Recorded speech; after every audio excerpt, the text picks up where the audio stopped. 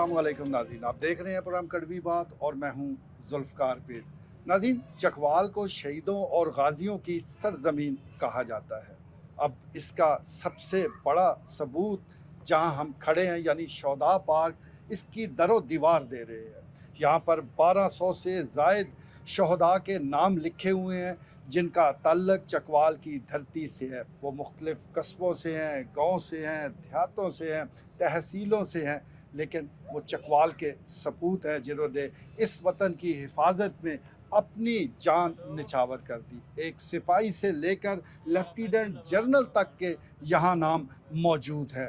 हर ओहदे के जो फ़ौजी है मुख्तलिफ़ सिपा से ताल्लुक़ रखने वाला, उसमें एयर फोर्स भी है, इसमें बड़ी अफवाज भी है, इसमें बहरी अफवाज के शहदा भी शामिल हैं। तो एक बड़ी तादाद है, जैसा मैं गुजारिश कर रहा हूँ कि 1200 से ज़ायद नाम यहाँ लिखे गए हैं। तो ये चकवाल का असल चेहरा है, तभी हम इस सरजमीन को शहीदों और गाजियों की सरजमीन कहते हैं। शौदा पार्क, जिसे शौदाए चकवाल की याद में तामीर किया गया, यहाँ पर एक बुलंदोबाला जो पाकिस्तान का परचम है, पाकिस्तान की आज़ादी की अलामत है, वो भी लहरा रहा है, बहुत ऊंचा लहरा रहा है। हमारी दुआ है सदा ये इसी तरह लहराता रहे।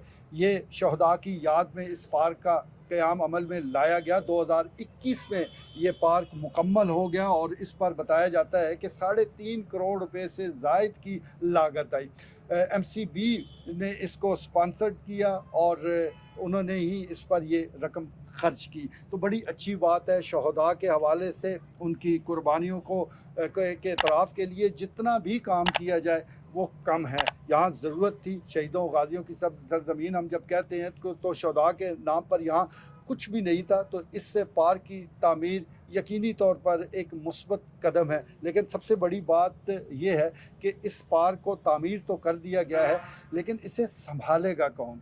अभी इसे आवाम के लिए खुले मेरे ख़्याल में ये दूसरा साल है और दूसरे साल ही सूरत हाल ये है कि यहाँ पर टूट फूट का अमल शुरू हो चुका है। यहाँ पर टाइलें अलग हो गई हैं। अब इतनी ख़तीर रकम से ये तामीर हुआ है, जिस इदारे ने भी इसकी तामीर की है तो कम से कम उससे पूछा तो ज़रूर जाना चाहिए कि आपने इतने पैसे भी लगवा दिए और सूरत हाल ये है कि 1.5 साल के बाद ही ये टाइलें अपनी जगह छोड़ चुकी हैं। ये मुख्तलिफ़ इससे शौदा पार्क के मुख्तलिफ़ हिस्से हैं जो शहीद हो रहे हैं, जिनकी तामीर व मुरम्मत इंतहाई ज़रूरी है। अगर ये बर वक्त तामीर ना किए गए तो ये बहुत जल्द खंडरात में तब्दील हो जाएगा।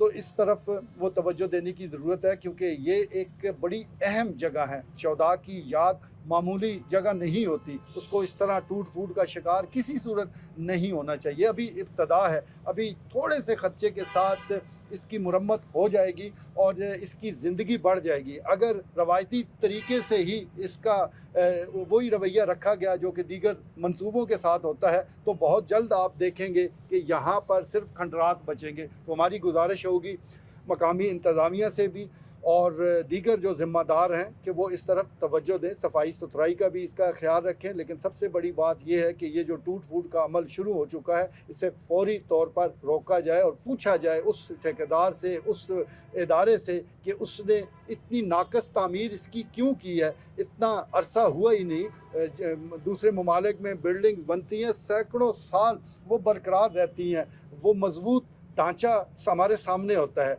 ये कैसी तामीर हुई है कि महज 2 सालों में इसके हिस्से बखरे अलग होना शुरू हो गए?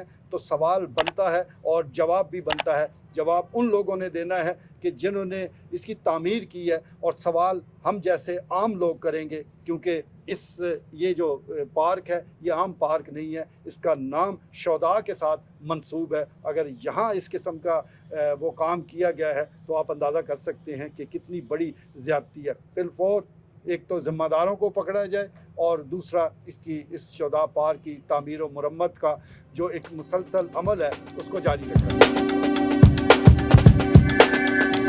जाए।